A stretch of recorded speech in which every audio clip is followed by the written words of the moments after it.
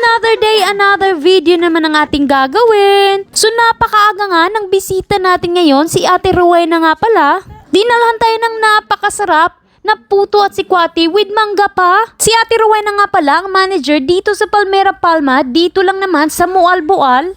So napakaganda nga pa ng accommodation nila dito. Perfect na perfect talaga for family. Maraming salamat nga pala kay Ate Rowena sa napakasarap na puto at sikwati with mango. Tunay ngang napakaganda ng umaga natin ngayon.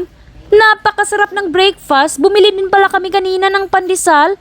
Perfect na perfect din. Pares natin sa puto at sikwati. So dito talaga sa Cebu, the best ang napakasarap na puto maya with sikwati. Paulit-ulit ko talaga itong sasabihin. Si Mr. nga pala tumikim din at nasarapan talaga. Busy nga pala kami, nagpe-prepare.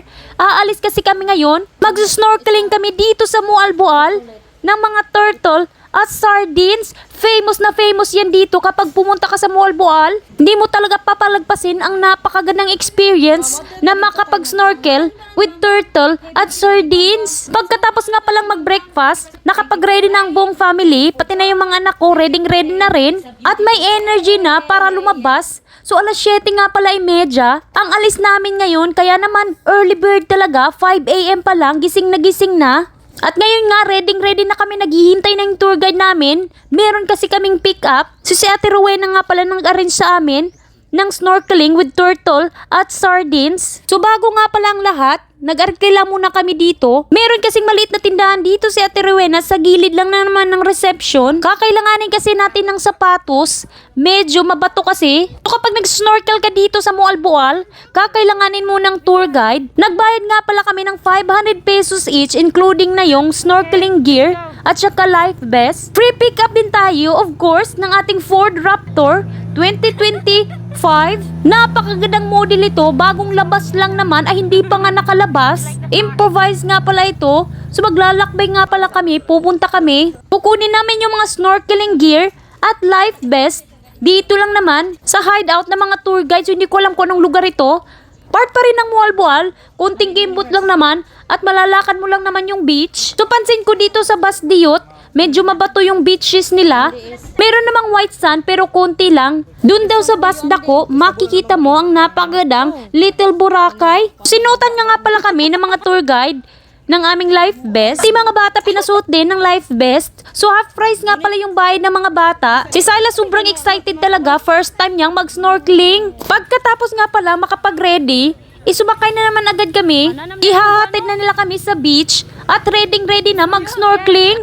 Nung nasa Bohol kami, hindi kami nakapag-snorkeling. Yung mga anak ko kasi ayaw nilang sumakay ng bangka. Sasakay ka kasi ng isang maliit na bangka papunta kung saan kayo mag-snorkeling. Dito naman sa Mualboal, dito lang sa shore, lalakad ka lang at makikita mo na ang mga sardines. Perfect na perfect nga pala yung araw natin. Walang ulan at wala ding init. Alas 7 pa kasi ng umaga. Ito na yung pinaka-perfect na timing para mag-snorkeling with the sardines kasi umagang-umaga pa. At kagigising pa lang ng mga isda. So kami nga min mister ang umuna muna na mag-snorkeling. Si mama naman at yung pamangkin ko nagpaiwan muna. Yung mga bata kasi nasa gilid lang. Medyo malalim nga pala yung lalakaran natin.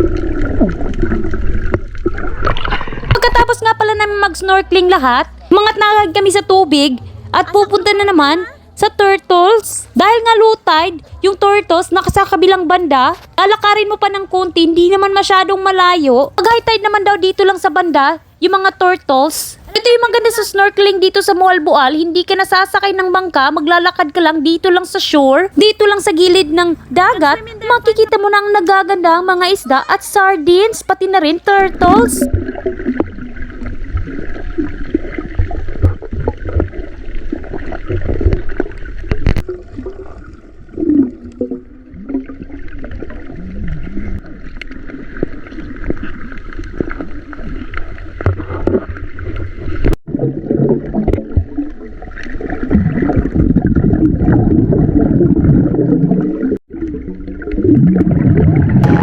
Si mama nga pala natakot sa turtle at sabi niya nangangagat daw ito.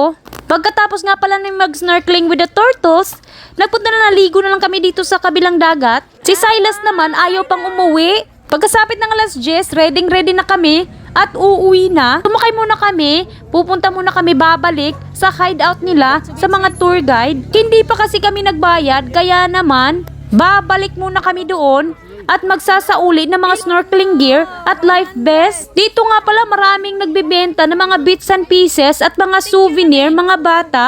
Nagrenta nga pala kami ng fin at saka GoPro. 700 pesos nga pala yung GoPro kapag nagrenta ka. Yung fin naman is 150 pesos.